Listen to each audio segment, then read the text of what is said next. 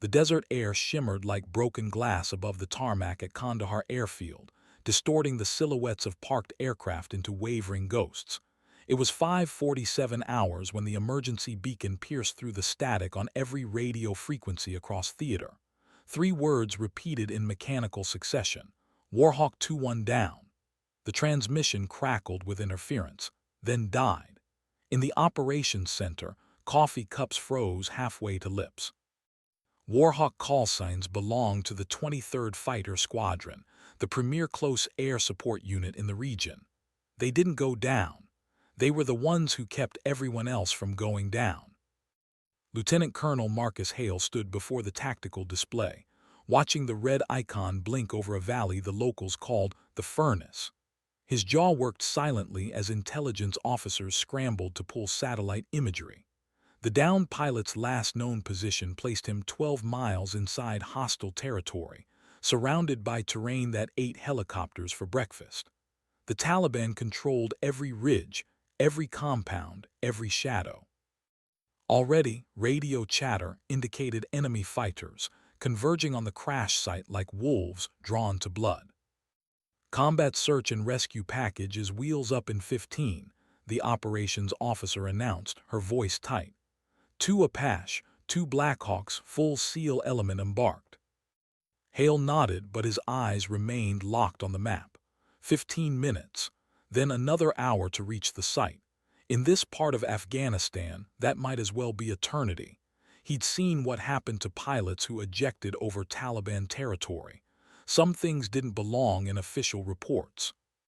"Sir, we have an A-10, requesting immediate tasking to the area." Hale turned. "From what squadron?" "Independent, single aircraft, call sign Matchstick." The name hung in the air like a bad joke. Matchstick. In a community where call signs carried weight, where Viper and Reaper and Bone struck fear across continents, Matchstick sounded like something you'd give the squadron mascot. Hale had heard the name before, whispered in break rooms with smirks barely concealed. The divorced single mother flying the ugliest aircraft in the inventory. The former cargo pilot who'd somehow talked her way into the cockpit of the Air Force's most brutish close air support platform. "Tell Matchstick to hold position," Hale said. "This is a SEAL operation."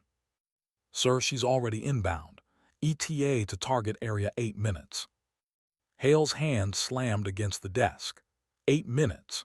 The A-10 was subsonic, ungainly, designed by committee in the 1970s when fuel efficiency and elegance were afterthoughts to raw survivability. It looked like someone had strapped wings to a titanium bathtub and mounted the ugliest gun ever conceived beneath its nose. But 8 minutes. "Get her on the line." The radio operator adjusted frequencies. "Matchstick, Overlord Actual, state your intentions." Static hissed.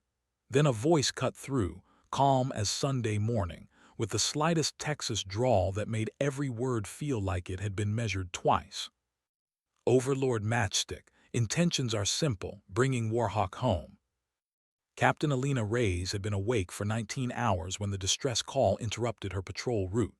She'd launched from Bagram before dawn, her A-10 Thunderbolt II laden with enough ordnance to level a city block, tasked with providing overwatch for a Marine convoy threading through the coast province. The convoy had made it to their destination without incident, and she'd been preparing to return to base when the emergency frequency lit up. She didn't think, didn't request permission. Just banked hard south and pushed the throttles forward, feeling the twin turbofans spool up behind her with their characteristic whine. The A-10 wasn't fast. Its maximum speed was barely 400 knots, slower than some turboprops. But it was efficient, and her fuel state was good. She'd reached the valley before the search and rescue package had even finished their pre-flight checks. Below her, the Hindu Kush mountains rose like the vertebrae of some buried god, brown and gray and utterly merciless. The crash site was somewhere in that maze of ridgelines and dried riverbeds, and the morning sun was turning the landscape into a confusion of light and shadow. "Matchstick Overlord, CSAR is inbound your position. You are not authorized to engage without clearance." Alina's thumb hovered over the radio transmit switch. She could hear the subtext beneath the words, "Stand down, wait for the professionals, let the SEALs handle it." She'd heard variations of that theme throughout her career.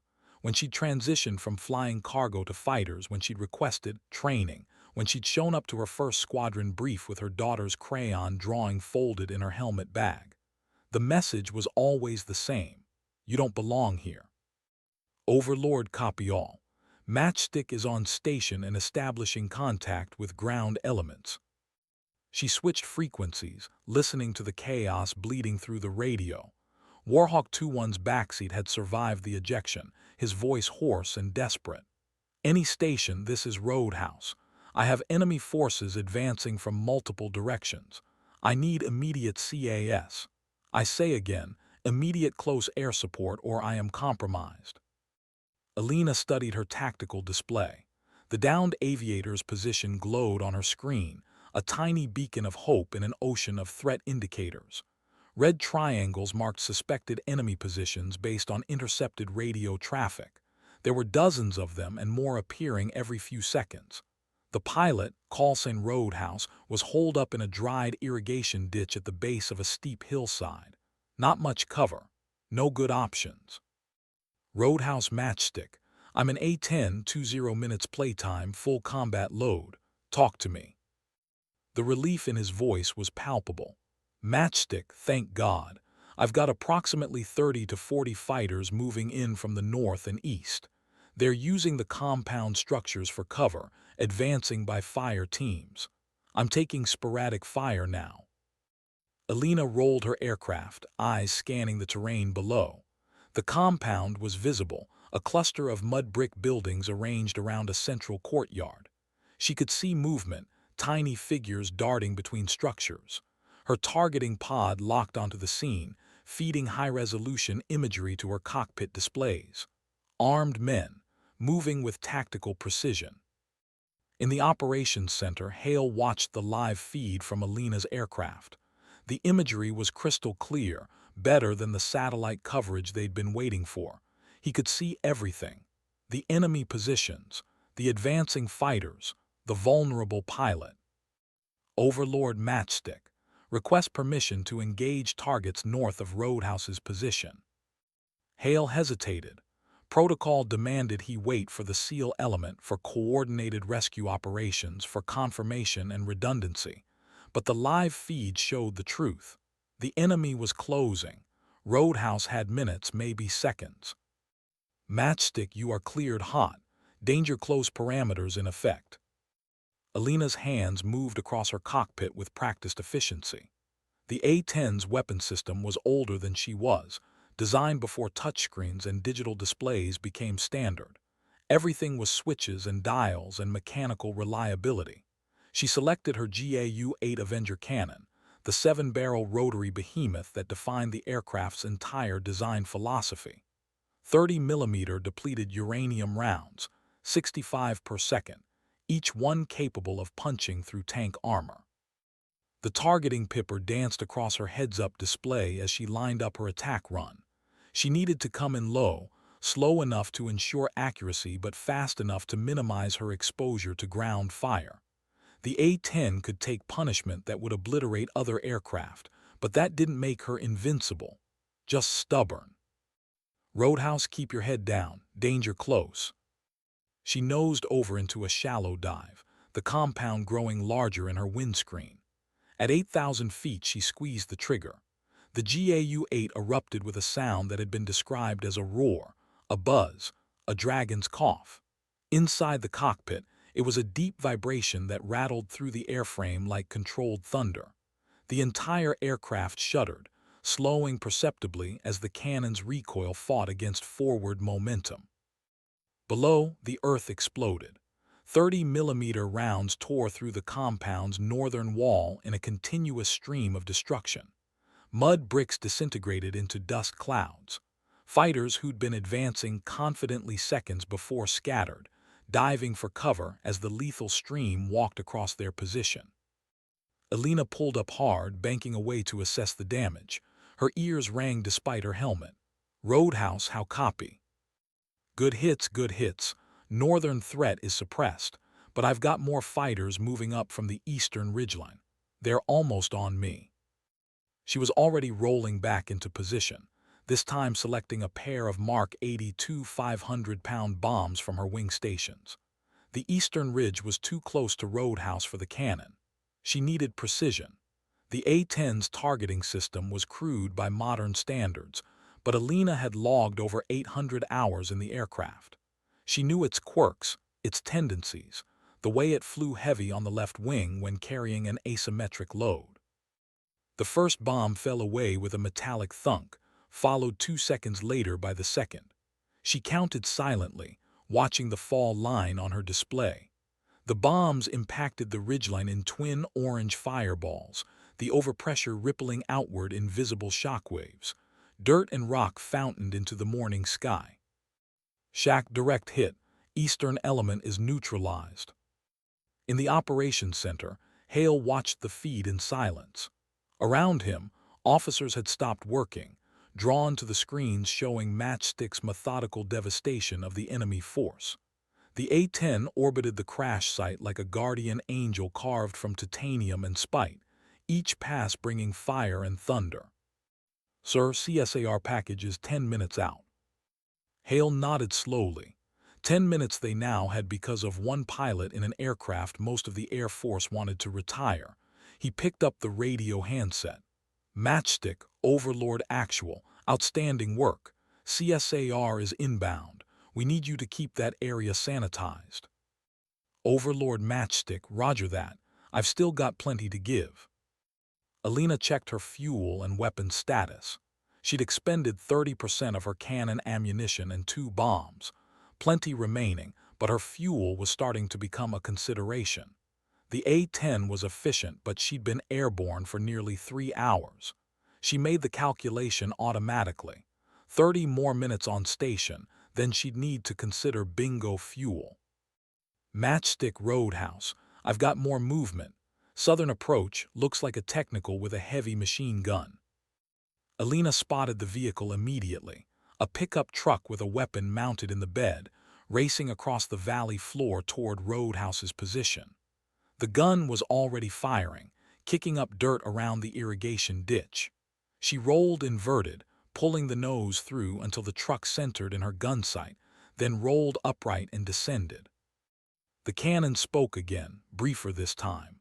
Just a 2-second burst. It was enough. The technical disintegrated, torn apart by rounds designed to destroy Soviet armor.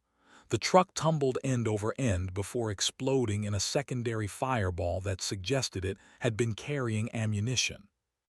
"Threat neutralized. Roadhouse, how's your status?" "Matchstick, I'm hit. Took shrapnel from that last gun run. Nothing critical, but I'm bleeding." Alina's grip tightened on the stick. A wounded pilot.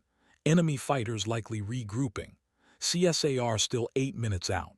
She made another orbit, scanning for threats, her eyes moving in the practice pattern every tactical pilot learned. Near to far, threat to friendly, systematic, thorough. "Roadhouse, help is coming, stay with me." His voice came back weaker. "Copy, hey Matchstick, what's your real name?" Alina smiled despite the tension. Alina Reyes." "Well, Alina Reyes, you're the best thing I've seen all day. Save the sweet talk for when you buy me a beer at the Officers Club, Roadhouse." She checked her tactical display again. More red icons were appearing on the periphery. The enemy wasn't retreating. They were consolidating, preparing for another push. They wanted this pilot badly enough to risk the orbiting overhead. That spoke to either desperation or stupidity, possibly both. "Overlord Matchstick. I'm tracking additional enemy elements staging approximately 2 clicks west of Roadhouse's position. Appears to be a larger force, possibly vehicle-mounted." Hale leaned over the imagery analyst's shoulder. "Confirmed. We're seeing approximately 12 to 15 fighters with at least 3 vehicles. Matchstick, they're preparing for a coordinated assault. CSAR is 6 minutes out." 6 minutes. Alina ran the math. The enemy would move in 4, maybe 3 if they were aggressive. She needed to break their momentum, shatter their coordination, make them afraid. She selected her remaining Mark 82 bombs and two AGM-65 Maverick missiles. The Mavericks were older weapons, guided by a television camera in the missile's nose that showed grainy black and white imagery on her cockpit display. She slewed the targeting crosshairs over the lead vehicle, waited for the lock tone, and fired. The missile dropped away from her wing with a solid thunk, its rocket motor igniting a second later with a brilliant white flare. The Maverick covered the 2 kilometers in seconds, impacting the vehicle with devastating precision. The explosion was massive, far larger than the warhead alone could account for. Ammunition cook-off. The secondary explosions continued for nearly 10 seconds, casting burning debris across the desert floor. That's one. Splash one vehicle, probable ammunition carrier. She didn't wait for confirmation. The second Maverick was already locked on another vehicle. She fired, watched it track true, watched the target vanish in another fireball. Then she rolled in with her 2 remaining 500-pound bombs, dropping them into the center of the staging area where the remaining fighters had clustered. The bombs impacted with sequential thunderclaps, the overpressure visible as rippling distortions in the dusty air. When the smoke cleared, the staging area was a cratered wasteland. Nothing moved. All targets destroyed, Western threat eliminated. The radio was silent for a long moment. Then Roadhouse's voice, stronger now, almost laughing. "Matchstick, you're not real. You're a hallucination from blood loss. Has to be. Stay awake, Roadhouse. Company's almost here." In the operations center, a SEAL team leader had joined Hale at the display. The operator, callsign Razor 6, was a master chief with 23 years of experience and 300 combat missions. He'd seen every kind of close air support, from B-52 strikes that leveled grid squares to Apache gun runs that turned battlefields into scrap metal. He watched Matchstick's methodical destruction of the enemy force without expression. "She's good," he said finally. Just 2 words, but from a SEAL it carried weight. "She's keeping our boy alive," Hale replied. "CSAR package is 2 minutes out," the operations officer announced. Alina heard the call simultaneously. "Matchstick, Rescue 11. We're inbound from the north, 2 Blackhawks with Apache escort. Can you mark the survivor's position?" Rescue 11 Matchstick. Roadhouse is in an irrigation ditch at grid coordinate. She rattled off the 10-digit grid. "Area appears secure, but advise maximum caution. Enemy elements have been aggressive." "Copy all, we're visual on your aircraft. That's one pretty hog." Alina almost laughed. The A-10 was many things, but pretty wasn't one of them. It was functional, practical, built like a flying tank because that's exactly what it needed to be. The cockpit was surrounded by 1,200 pounds of titanium armor, thick enough to stop 23mm cannon rounds. The engines were mounted high and separated, protected by the fuselage and tail. The hydraulics had triple redundancy. It could fly with one engine, half a wing, and the entire tail section blown off. Beauty was for peacetime. "Rescue 11, the area is yours. Be advised I'm Winchester on Mavericks and bombs, but still have cannon rounds if needed." "Roger, Matchstick, stand by for extraction." The Blackhawks swept in low and fast, their Apache orbiting overhead like angry wasps. The lead Blackhawk flared hard, touching down 30 meters from Roadhouse's position. The SEAL team poured out, weapons up, moving with practiced efficiency. Alina watched through her targeting pod as they reached Roadhouse, helped him to his feet, half-carried him to the helicopter. Less than 90 seconds from touchdown to liftoff. "Rescue 11 is clear with survivor. Matchstick, the beer's on us." Alina smiled, banking away from the valley. "I'll hold you to that." She set course for Bagram, her fuel gauge showing she'd have just enough to make it home with minimal reserves. The adrenaline was starting to fade, replaced by exhaustion so profound it made her bones ache. 19 hours awake. A full combat mission. The knowledge that somewhere below, A pilot was alive because she'd been in the right place at the right time with the right aircraft. But as she climbed away from the Hindu Kush, watching the mountains diminish in her rearview mirrors, she thought about her daughter Emma, 6 years old, gap-toothed smile, obsessed with dinosaurs and butterflies in equal measure. Emma was back in the States with Alina's mother, probably getting ready for school right now, totally unaware that her mom had just fought a battle over the mountains of Afghanistan. That was how it should be. Kids shouldn't have to worry about their parents not coming home. Alina keyed the radio. Overlord Matchstick, mission complete, returning to base. Hale's voice came back immediately. Matchstick Overlord Actual, excellent work today, truly outstanding. Just doing the job, sir. That was more than the job, Captain, that was exceptional. Alina didn't respond. What was there to say? She'd done what any pilot would do, what the mission required. The fact that she'd been alone, unsupported, low on fuel, and flying an aircraft most people considered obsolete didn't change the calculus. A pilot was down. She'd been close enough to help. Everything else was just details. The return flight took 55 minutes. Alina spent it running through her mental after-action report, cataloging everything that had happened, noting items for the official debrief. The sun climbed higher as she flew north, turning the desert from bronze to gold to washed-out white, beautiful in its way despite the violence it concealed. Bagram Airfield appeared on the horizon, a sprawl of runways and hangars and modular buildings defended by concentric rings of security. She radioed the tower, received clearance, and brought the A-10 in for landing. The wheels touched down with their characteristic firm thump, and she let the aircraft roll out, feeling every hour of fatigue settling into her shoulders. At the de-arming area, crew chiefs swarmed the aircraft, their eyes widening at the empty weapon stations. And returning Winchester was always noteworthy. It meant someone had needed everything the aircraft could give. Alina shut down the engines, the turbofans spooling down with descending whines. She sat in the cockpit for a long moment, just breathing, letting the silence settle.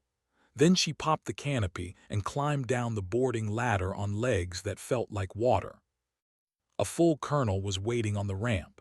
Behind him, what looked like half the wing staff. Alina snapped a salute, confusion flickering across her face. "Captain Reyes," the colonel said, "hell of a morning's work." "Sir, I was just—" "We watched the whole thing, every pass, every shot." He extended his hand. "The SEAL team asked me to pass along their thanks. They said you gave them the window they needed." Alina shook his hand, unsure what to say. "Roadhouse, sir, is he?" "He's fine, banged up, but he'll fly again, thanks to you." She nodded, feeling the weight of the day catching up. "If that's all, sir, I should get to my debrief."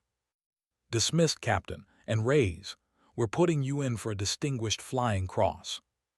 Alina walked to the squadron building in a daze. The Distinguished Flying Cross, one of the military's highest aviation awards given for heroism or extraordinary achievement in flight. She'd never expected that, never imagined it. She'd just done her job, hadn't she? Inside the ready room, her squadron mates were waiting. The ribbing started immediately, but there was something different in it now. Less edge, more genuine respect. One of the weapons officers, a major named Kim who'd never hidden his skepticism about Alina's abilities, nodded to her from across the room. Just a nod, but it meant something. "So," Kim said, "Matchstick actually lives up to the name." Alina grabbed a bottle of water from the fridge, draining half of it in one pull. "What's that supposed to mean?" "Means you lit them up, burned them down, left nothing but ash." She'd never thought about her callsign that way. Matchstick had been assigned during her cargo pilot days, a mocking reference to her thin frame and tendency to catch duty shifts nobody else wanted. The implication was clear: expendable, easily consumed, forgotten. But maybe meanings could change. Maybe names could be rewritten. "I had a good platform and a clear target," she said.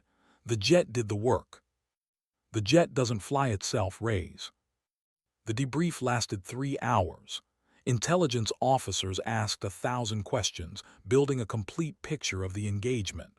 Alina walked them through every decision, every weapons employment, every tactical choice. By the time they finished, the sun was setting, painting the Afghan sky in shades of amber and violet. She stumbled back to her quarters, a tiny room in a hardened building shared with 3 other pilots. Her roommates were out on missions or pulling duty. Good. She needed quiet. She collapsed onto her rack, still wearing her flight suit, and was asleep before her head hit the pillow. The dreams came immediately. Fire and smoke and the sound of the GAU-8.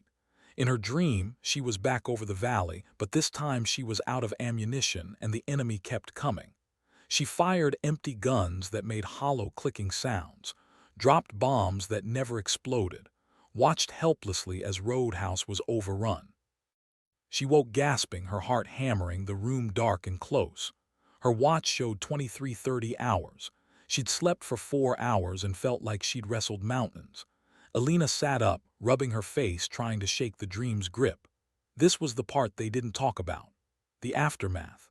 The weight that accumulated mission by mission, choice by choice, until some nights you couldn't tell if you were making a difference or just adding to the chaos. Her phone buzzed. A text message, impossible since her personal phone didn't work in Afghanistan. Then she realized it was the secure communication tablet they'd been issued for official correspondence. The message was from her mother, sent via the family support network. Emma saw you on the news. She says her mommy is a hero. Call when you can. Love you. Stay safe. Alina stared at the message. Emma saw her on the news. That meant the mission had gone public somehow, probably through embedded media or official announcements. Her 6-year-old daughter knew her mother had been in combat. The knowledge sat heavy in Alina's chest, a complicated mix of pride and guilt and fear. She typed back carefully. Tell Emma I'm safe and I love her. I'm doing important work. I'll be home soon. Soon was relative. She had 4 months left on her deployment. 16 weeks, 112 days. Each one measured in takeoffs and landings, in radio calls and weapons releases, in the constant calculus of violence and protection that defined her world out here. Alina lay back down but didn't sleep. Instead, she thought about the name Matchstick, about how meanings could evolve, about her daughter watching the news and seeing her mother not as someone to be mocked, but as someone who lit fires that mattered, someone who burned bright enough to guide others home. Morning came early. Alina was in the operations center by 500 hours, preparing for another day of missions. The first person she encountered was Colonel Hale, who looked like he'd never left the building. Rays, he said, you're grounded today. Wing commander's orders. Get some rest. Sir, I'm fully mission capable. That wasn't a request, Captain. You've been flying double shifts for 2 weeks. You saved a life yesterday. Take a day. That's an order. Alina wanted to argue, but the colonel's expression left no room for debate. She saluted and retreated, feeling oddly deflated. What was she supposed to do with a day off in Afghanistan? There was no coffee shop to visit, no park to walk through, no Emma to take to the playground. She ended up at the base gym, running on a treadmill that faced a wall of sandbags. The rhythm of her feet against the belt was meditative, hypnotic. She ran until her legs burned and her lungs ached, trying to outpace the thoughts that chased her. The dream from last night, the empty guns, the creeping certainty that eventually luck would run out and she'd be the one sending a distress call into the void. Captain Rays. She stopped the treadmill, turning to find a young airman standing nearby, nervous and respectful. Yes. Ma'am, there's someone here to see you, at the squadron. Alina grabbed her towel, wiping sweat from her face. Who? He said his name was Roadhouse, ma'am. The pilot she'd saved was a major named Jack Cortland, callsign Roadhouse, with 15 years of experience flying F-16s. He was waiting in the ready room, his left arm in a sling, his face decorated with bandages. When Alina entered, he stood immediately, wincing at the movement. "You don't have to stand," she said. "Yeah, I do." He extended his good hand. "Jack Cortland, you saved my life yesterday." Alina shook his hand, uncomfortable with the directness. "You would have done the same." "Maybe, but I wasn't there. You were." He gestured to the chairs. "Can we sit? Doctor says I'm supposed to take it easy." They sat. The ready room was empty, most pilots out on missions or sleeping off the previous day's sorties. Sunlight streamed through the dusty windows, illuminating the maps and mission boards that covered the walls. "I wanted to thank you properly," Jack said. "Yesterday when you showed up, I thought I was dead. I'd made peace with it. Then I heard your voice on the radio and suddenly I had a chance." "You kept your head," Alina replied. "Stayed calm, made good calls. That's what kept you alive." "That and about 10,000 rounds of 30 Mike." He smiled, then winced again. "They told me you were alone. No package, no support. Just you and that A-10. It was the closest asset. Right place, right time." Jack studied her for a long moment. "You know what the SEALs said after they pulled me out? They said they'd never seen a single aircraft suppress that much territory that effectively. They said it was textbook close air support, perfect execution." He paused. "They also said they'd never heard of you." Alina shrugged. "I'm not exactly famous." "Why not? You've been in the A-10 for what, 2 years?" 18 months. "And before that?" "C-130s. Cargo. I flew resupply missions out of Ramstein for 5 years." "What made you transition?" Alina looked away, out the window at the flight line where A-10s sat in rows like sleeping dragons. "I wanted to be closer to the fight. I wanted to make a difference that I could see, not just deliver pallets and hope for the best." "Single mom, right? That's what people say." "Divorced. My ex didn't love the military lifestyle." "His loss." Jack shifted in his chair. "Listen, the reason I wanted to find you, I need you to understand something. What you did yesterday wasn't just good flying. It was exceptional. And I know how this community works. I know there are people who think cargo pilots don't belong in fighters. People who think women don't have the aggression for combat. People who think a single mother should be home with her kid instead of in a war zone. I've heard the whispers. I'm here to tell you those people are wrong, dead wrong. You have the skill, you have the courage, and yesterday you proved you have the heart." He stood slowly, favoring his injured side. "I'm going back to my squadron tomorrow, and I'm going to tell everyone I know about Matchstick, the pilot who refused to let me die in that valley. I'm going to make sure your name means something in this theater." Alina felt her throat tighten. "You don't have to do that." "Yeah," Jack said, "I really do." After he left, Alina sat alone in the ready room for a long time. She thought about Emma, about Jack Cortland, about the meaning of names and the weight of expectations. She thought about the A-10, ugly and brutal, and absolutely perfect for its mission. She thought about how sometimes the most important fights weren't about proving you belonged, but simply about doing the work so well that belonging became irrelevant. Her phone buzzed again. Another message through the secure network, this time from the wing commander's office. She was being invited to a ceremony the following week. Something about valor and recognition. Alina read it twice, trying to process the words, trying to reconcile the struggling single mother who'd eaten ramen for dinner 3 nights running with the decorated combat pilot being honored by generals. Maybe she was both. Maybe that was okay. The sun set over Bagram, turning the mountains purple and gold. Alina walked to the flight line, drawn by instinct to her aircraft. The crew chiefs had repainted her name beneath the canopy rail, adding a single kill marking. It wasn't official, not technically accurate since A-10s didn't track aerial victories, but it was there. A small recognition of the day she'd held the line alone. She ran her hand along the titanium bathtub that housed the cockpit, feeling the sun-warmed metal beneath her palm. Tomorrow she'd fly again. The day after that, and the day after that, until her deployment ended and she rotated home to Emma and dinosaurs and butterfly drawings on the refrigerator. But tonight, standing on the ramp in the fading light, Alina Reyes felt something she hadn't experienced in years. She felt like she belonged. The ceremony happened on a Tuesday morning, clear skies and temperatures already climbing past 100 degrees by 900. Alina stood at attention in her dress blues, the uniform she'd worn twice in the past year, both times for funerals. The Distinguished Flying Cross hung around her neck, the medal heavy against her chest. General Patricia Hammond, commander of all Air Force operations in the region, had flown in specifically to present it. Captain Reyes exemplifies the highest traditions of military service, the general said, her voice carrying across the assembled formation. Under fire, isolated, with no support, she placed her aircraft between a downed pilot and certain death. Her actions that day saved a life and struck a significant blow against enemy forces. She is a credit to her service and her nation. The applause was genuine, warm. Alina scanned the faces watching her.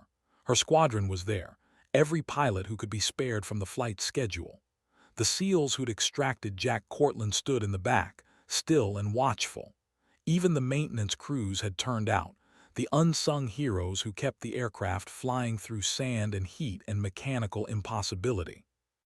After the ceremony, the receiving line lasted an hour.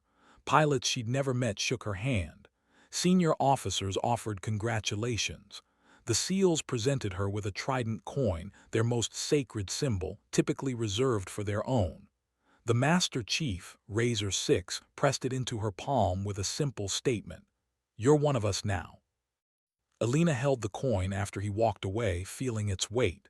The SEAL trident, given to a pilot for doing her job. The absurdity and honor collided in her mind, leaving her dizzy. Jack Cortland appeared out of the sling now, looking healthier. Hell of a speech the general gave. It felt excessive. It wasn't.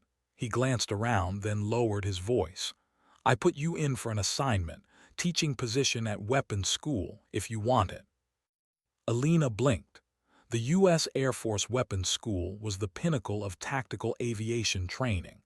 Graduates wore distinctive patches and carried respect across the entire service.